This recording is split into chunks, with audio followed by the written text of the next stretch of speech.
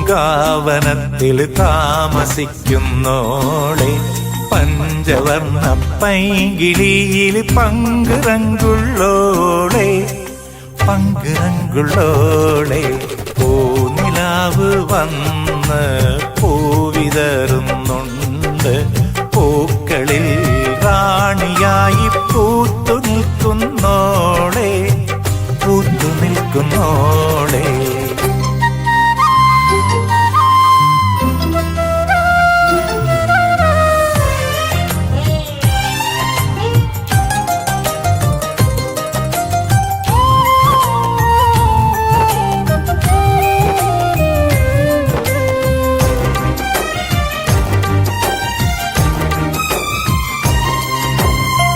കാത്തിരുന്ന് കാത്തിരുന്ന് കാൽ ധരിച്ചു പോയി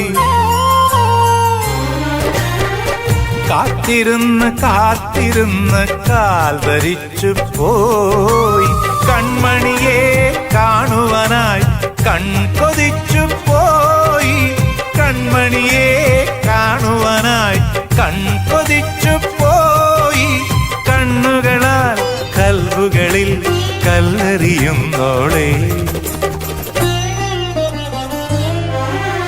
താമരപ്പൂങ്കാവനത്തിൽ താമസിക്കുന്നോളെ പഞ്ചവർണ്ണ പൈങ്കിളിയിൽ പങ്കുറ. അധ്യാപകരെ എല്ലാവർക്കും ടീച്ചറെ നമസ്കാരം. അപ്പോ മാഷൂടെ പറഞ്ഞൂല്ലേ, ഒന്നുകൂടെ നിങ്ങളൊന്ന് ശ്രദ്ധിച്ചോന്ന് ടീച്ചറൊന്ന് ടെസ്റ്റ് ചെയ്യട്ടെ. ഇന്ന് എത്രാം തീയതിയാ? ഏത് മാസാണ്? ജൂലൈ മാസം. എന്താ പ്രത്യേകത? ബഷീർ ദിനം. ബഷീറിന്റെ ചരമദിനമാണ് നമ്മള് ബഷീർ ദിനമായിട്ട് ആചരിക്കുന്നത്. അത് ഏത് മേഖലയിലാണ് പ്രശസ്തൻ? മാഷ് പറഞ്ഞു, ഒന്നുകൂടെ ടെസ്റ്റ് ചെയ്യട്ടെ. സാഹിത്യ രംഗത്ത് എഴുത്തിന്റെ ലോകത്താണ് അദ്ദേഹം പ്രശസ്തനായിട്ടുള്ളത്. കൂടുതൽ കാര്യങ്ങൾ ടീച്ചർ പറയുന്നില്ല, അവിടെ കൂട്ടുകാര് അതിനെ കുറിച്ചൊക്കെ കൂടുതൽ പറയാനായിട്ട് തയ്യാറായി നിൽക്കുന്നുണ്ട്. അപ്പൊ കുറച്ച് കാര്യങ്ങൾ പറഞ്ഞിട്ട് ടീച്ചർ അവസാനിപ്പിക്കാം.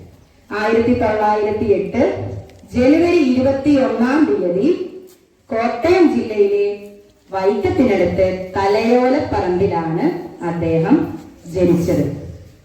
പിന്നെ അദ്ദേഹത്തിന്റെ രചനകളുടെ പ്രത്യേകത എന്താ? ആർക്കെങ്കിലും ഒന്ന് പറയാൻ പറ്റുമോ രചനകളുടെ പ്രത്യേകത? അറിയില്ല. ഹാസ്യാത്മകമായ ഭാഷയിലൂടെ സുന്ദരമായ കഥകൾ മെനഞ്ഞ അദ്ദേഹത്തിന്റെ രചനകളുടെ പ്രത്യേകത ഒന്നുകൂടെ പറയാം, രസകരമായിരിക്കും. നല്ല വായിക്കാൻ നല്ല രസകരമായിരിക്കും, ഹാസ്യാത്മകമായ ഭാഷയിലൂടെ ആയിരിക്കും. അദ്ദേഹം വേറൊരു പേരിലും കൂടി പ്രശസ്തനാണ്. Yes, very good. എന്താണ്? ബേപ്പൂർ സുൽത്താൻ അല്ലെ? അതേപോലെ അദ്ദേഹം നിരവധി കൃതികൾ, പാത്തുമ്മയുടെ ആട്, ബാല്യകാല സഖി, ലുട്ടൂപ്പാക്കൊരാനയുണ്ടാർന്നു തുടങ്ങി നിരവധി കൃതികൾ അദ്ദേഹം രചിച്ചിട്ടുണ്ട്. അതുപോലെ കേന്ദ്ര സാഹിത്യ അക്കാദമി ഫെലോഷിപ്പ്, കേരള സാഹിത്യ അക്കാദമി ഫെലോഷിപ്പ്, പത്മശ്രീ പുരസ്കാരം, വള്ളത്തോൾ പുരസ്കാരം തുടങ്ങി നിരവധി പുരസ്കാരങ്ങൾ അദ്ദേഹത്തിന് ലഭിച്ചിട്ടുണ്ട്. അപ്പൊ അതിനെക്കുറിച്ചൊക്കെ കൂടുതൽ നമ്മുടെ കൂട്ടുകാരിവിടെ പറഞ്ഞു തരും. പിന്നെ 1994 ജൂലൈ 5 അദ്ദേഹം അന്തരിച്ചത്. ഒരൊറ്റ ചോദ്യം കൂടി ചോദിച്ചിട്ട് ടീച്ചർ അവസാനിപ്പിക്കാം. അദ്ദേഹം ഒരേ ഒരു സിനിമയിൽ ചലച്ചിത്രം എന്ന് പറഞ്ഞാൽ സിനിമയിൽ അഭിനയിച്ചിട്ടുണ്ട്. ഏതാണെന്നറിയോ? ആർക്കെങ്കിലും പറയാൻ പറ്റുമോ? അല്ല, അത് മമ്മൂട്ടിയുടെ മതിലുകൾ എന്ന അദ്ദേഹത്തിന്റെ കൃതി. അധ്യാപകർക്കും കുട്ടികൾക്കും എല്ലാവർക്കും അവസരമുണ്ട്. പറയോ? പറയൂ. അതല്ല, അദ്ദേഹം അഭിനയിച്ചിട്ടുള്ള ഒരേ ഒരു ചിത്രം. അധ്യാപകർക്കാർക്കെയും അവസരമുണ്ട്? അതുമല്ല. ശരി, ടീച്ചർ തന്നെ പറയാം. ജയറാം നായകനായ AT അബു സംവിധാനം ചെയ്ത ധ്വനി എന്ന ചിത്രത്തിലാണ് അദ്ദേഹം അഭിനയിച്ചിട്ടുള്ളത്. ഒരു ചെറിയൊരു റോള്, അതായത് ഹോസ്പിറ്റലൈസറായി കിടക്കുന്ന ഒരാളെ കാണാൻ വരുന്ന, നെടുമുടി വേണുവിനെ കാണാൻ വരുന്ന ഒരു ചെറിയൊരു റോൾ അദ്ദേഹം ചെയ്തിട്ടുണ്ട്. യൂട്യൂബിലൊക്കെ സെർച്ച് ചെയ്ത് കഴിഞ്ഞാൽ നമുക്ക് കാണാൻ കഴിയും. അപ്പൊ കാണാനുള്ളവര് കാണും കേട്ടോ. അപ്പൊ അദ്ദേഹം എഴുത്തുകാരൻ മാത്രമല്ല, സ്വാതന്ത്ര്യ സമര സേനാനി കൂടിയായിരുന്നു. അത് ടീച്ചർ പറയാൻ വിട്ടുപോയി. അപ്പൊ നമുക്ക് പരിപാടികളിലേക്ക് കിടക്കാം അല്ലേ? പ്രത്യേകതയൊക്കെ അറിയാം അല്ലേ? പക്ഷെ മാഷ് അതിനെല്ലാം നിൽക്കുന്നത്. മാഷ് വേറെ കാര്യത്തിലാണ്. നമ്മുടെ സ്കൂളില് നമ്മുടെ സ്കൂളിലേതായിട്ടുള്ള തനത് പ്രവർത്തനം എന്ന നിലയിൽ നമ്മളൊരു പുതിയ പ്രവർത്തനത്തിൽ തുടക്കം കുറിക്കുകയാണ്. അതിന്റെ പേര് മഹാരഥന്മാരിലൂടെ. എന്താ പറഞ്ഞത്? മഹാരഥന്മാരിലൂടെ, മഹാന്മാരെ അറിയുക എന്നുള്ള പ്രവർത്തനമാണ്. 3 ടേമുണ്ട് നമുക്ക്. 3 ടേമിൽ 3 മഹാന്മാരെ നമ്മൾ പരിചയപ്പെടും. അതിൽ ആദ്യത്തെ മഹാന്റെ ചിത്രം ഇന്നിവിടെ നമ്മുടെ ബഹുമാനപ്പെട്ട മാനേജറും മുൻ എച്ച്എമ്മുമായിട്ടുള്ള രാജേന്ദ്രൻ മാഷ് നിങ്ങൾക്ക് കാണിച്ചു തരും. ആരും അതിനെ കുറിച്ച് ഒന്നും പറയേണ്ട ആവശ്യമില്ല. ആ ചിത്രം അവിടെ നമ്മൾക്ക് നമ്മുടെ ഓഫീസ് റൂമിന്റെ മുമ്പിൽ തൂക്കും. അപ്പൊ ഇത് ജൂലൈ മാസമാണ്. ജൂലൈ മാസം, ആഗസ്റ്റ് മാസം, സെപ്റ്റംബർ മാസം 3 മാസം നമുക്ക് സമയമുണ്ട്. ഓരോ മാസവും ഓരോ പ്രവർത്തനമാണ് തരിക. അപ്പൊ ഈ മാസത്തെ പ്രവർത്തനം നിങ്ങൾ ക്ലാസ് ടീച്ചർമാർ പറയും. ഈ മാസത്തെ പ്രവർത്തനം അദ്ദേഹത്തെ കുറിച്ചുള്ള വിവരങ്ങൾ ശേഖരിക്കുക, ജീവചരിത്രക്കുറിപ്പ് തയ്യാറാക്കുക എന്നുള്ളതാണ്.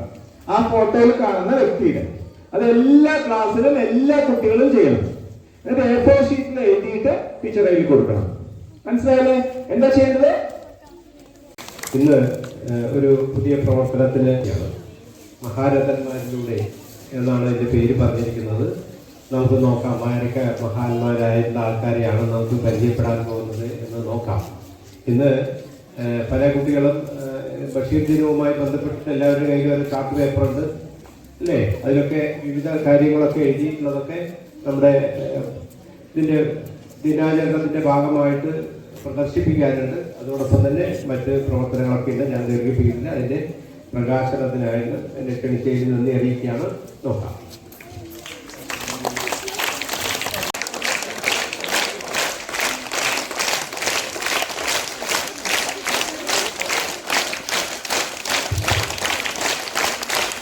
ആരും ഒന്നും പറയണ്ട കേട്ടോ.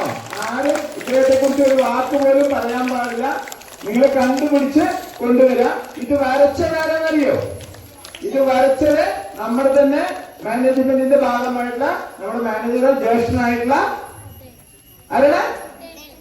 കുട്ടേട്ടൻ. കഴിഞ്ഞ കൊല്ലം ഇവിടെ വന്ന് ചിത്രമൊക്കെ വര പഠിപ്പിച്ചതല്ലേ? അദ്ദേഹമാണ്. അപ്പൊ ഈ 3 മാസം നിങ്ങൾ ചെയ്യേണ്ടത് ഇദ്ദേഹത്തെ ജൂലൈ 5 ബഷീർ അനുസ്മരണ ദിനം.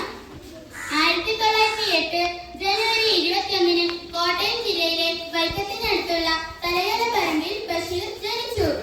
സ്കൂൾ പഠനകാലത്ത് തന്നെ സ്വാതന്ത്ര്യ സമര പ്രക്ഷോഭങ്ങളുടെ ഭാഗമായി. തന്റെ ജീവിതാനുഭവങ്ങളാണ് തന്റെ രചനകൾക്ക് മുതൽക്കൂട്ടായതെന്ന് ബഷീർ അഭിപ്രായപ്പെട്ടിട്ടുണ്ട്. തന്റെ ആദ്യ നോവലായ പ്രേമലേഖനത്തിലൂടെ തന്നെ മലയാള സാഹിത്യ ലോകത്ത് ബഷീർ വരവറിയിച്ചു. ഇതുവരെ കണ്ടു പരിചയിച്ചിട്ടില്ലാത്ത ഒരു രചനാ ശൈലി ബഷീർ മുന്നോട്ട് വെച്ചു. വായനക്കാർ അത് ഏറ്റെടുത്തു. പിന്നീട് ഈ ശൈലി ബഷീരൻ ശൈലി എന്നറിയപ്പെട്ടു. സാധാരണക്കാരുടെ ജീവിതവും പ്രണയവും വിരഹവും പരിസര ജീവിത യാഥാർത്ഥ്യങ്ങളും ഒക്കെ ഹാസ്യത്തിന്റെ മേമ്പടിയോട് ലളിതമായ ഭാഷയിൽ അദ്ദേഹം അവതരിപ്പിച്ചു. ഒന്നും ഇന്നിന് വലിയ ഒന്ന്, വെളിച്ചത്തിന്റെ എന്ത് വെളിച്ചം, ആനവീമ്പ് തുടങ്ങിയ ബഷീർ ഡയലോഗുകൾ അന്നും ഇന്നും ജനപ്രിയമായി തുടരുന്നു. ബഷീറിന്റെ പ്രകൃതി സ്നേഹം എടുത്തു പറയേണ്ടതാണ്. 1994 ജൂലൈ 5 ബഷീർ അന്തരിച്ചു. ഈ ലോകത്തോട് വിട പറഞ്ഞ് 2.5 പതിറ്റാണ്ടിനപ്പുറവും ബഷീറും അദ്ദേഹത്തിന്റെ കൃതികളും നിരന്തരം ചർച്ചകൾക്ക് വിധേയമാകുന്നു. മലയാളത്തിന്റെ സുൽത്താൻ വൈക്കം മുഹമ്മദ് ബഷീറിന് ഈ ഓർമ്മ ദിനത്തിൽ പ്രണാമം അർപ്പിച്ചുകൊണ്ട് നിർത്തുന്നു. നന്ദി, നമസ്കാരം.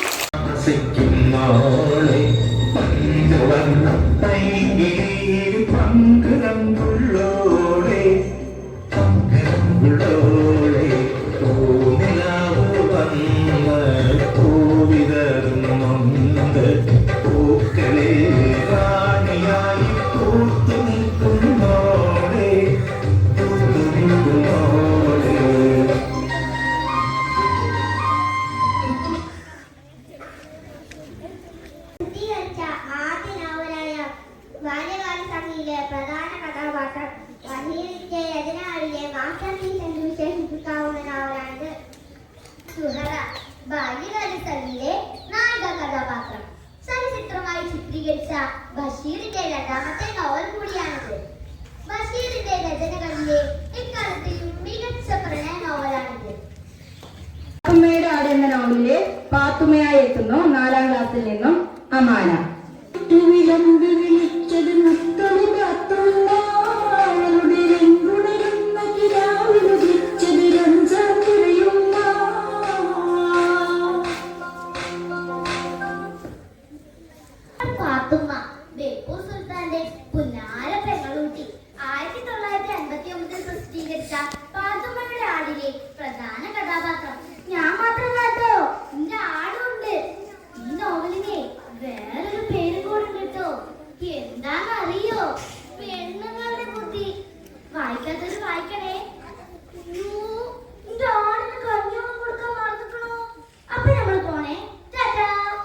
സംഗീതാലാപനം 7C നിന്നും ദിവ്യ. നന്മയായി നർമ്മത്തിൽ പൂമ്പൊടിയായി മാനുജഹൃത്തിൽ നിറവും നിലാവുമായി മാങ്കോത്തിൻ തണലായി തൂവാനത്തുമ്പികൾക്ക് ഇരിപ്പിടമായി ഒന്നോടൊന്നു ചേരവേ ഇമ്മിണി വലിയൊന്നായി സർവമതസ്ഥരും ഒന്നെന്നു ചൊല്ലി ബേപ്പൂർ സുൽത്താൻ വാഴുന്നു സർവമതസ്ഥരും ഒന്നെന്നു ചൊല്ലി ബേപ്പൂർ സുൽത്താൻ വാഴുന്നു മതിലിനപ്പുറത്തൊരു രാജകുമാരി പ്രേമലേഖനത്താൽ പൂത്തുലയവേ പ്രകൃതിയോ താനമൊരുക്കിടുന്നു പുഴയും കടലും ഒരുപോലെ ആഹ്ലാദത്തിമർപ്പിലാടി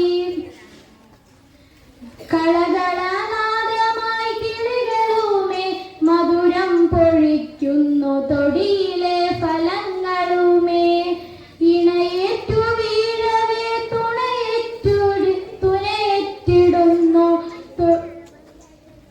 തുണയെറ്റിടുന്നു നമുക്ക് ഒരു പാട്ട് എന്താണെന്ന് ടീച്ചർ പറയാം. നമ്മൾ ഈ പഠിക്കാനുള്ള കാര്യങ്ങളൊക്കെ പാട്ടിലൂടെ പഠിച്ചാൽ എങ്ങനെ പെട്ടെന്ന് മനസ്സിലാവോ മനസ്സിലാവില്ലേ? മനസ്സിലാവില്ലേ? എന്താ പറയുന്നത്? മനസ്സിലാവുന്നാണോ മനസ്സിലാവില്ല എന്നാണോ? ഉറക്കെ പറഞ്ഞേ. ആ എന്നാലേ നമുക്ക് ഏത് പാട്ടാണെന്ന് നോക്കണ്ടേ? ഏത് പാട്ടായിരിക്കും? ടീച്ചർ പാടാനൊന്നും അറിയില്ല. ആ പാട്ടൊന്ന് പറയാം. കേൾക്കണോ പ്രിയ കൂട്ടരെ അവൾ ഉറക്കെ പറയൂ.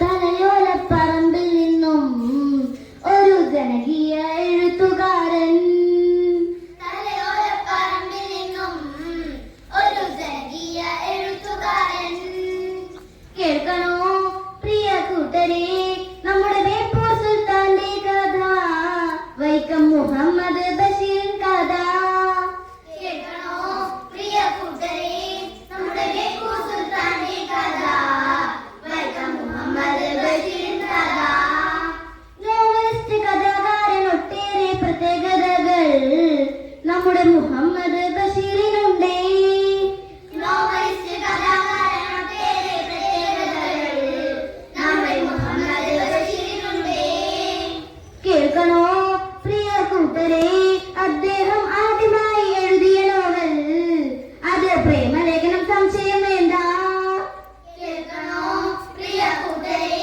അദ്ദേഹം ആദ്യമായി എഴുതിയ നോവൽ അത് പ്രേമലേഖനം സംശയം വേണ്ട കേൾക്കണോ പ്രിയ കൂട്ടരെ സുൽത്താൻ തൂലികയിൽ പിറന്നു വീണ ഒട്ടേറെ കൃതികളുണ്ട് കേൾക്കണോ പ്രിയ കൂട്ടരെ സുൽത്താൻ തൂലികയിൽ പിറന്നു വീണ ഒട്ടേറെ കൃതികളുണ്ട് ആലവരിയും പങ്കുരിശും ഭൂമിയുടെ അവകാശികളും പിന്നെ പാത്തുമ്മയുടെ ആടും ആലവരിയും പങ്കുരിശും ഭൂമിയുടെ അവകാശികളും പിന്നെ പാത്തുമ്മയുടെ ആടും പ്രേമലേഖനം ശബ്ദങ്ങൾ ചിരിക്കുന്ന മരപ്പാവ പിന്നെ മാന്ത്രിക പൂച്ചയുമുണ്ട് പ്രേമലേഖന ശബ്ദങ്ങൾ ചിരിക്കുന്ന മരപ്പാവ പിന്നെ മാന്ത്രിക പൂച്ചയുമുണ്ട് കേൾക്കണോ പ്രിയ കൂട്ടരെ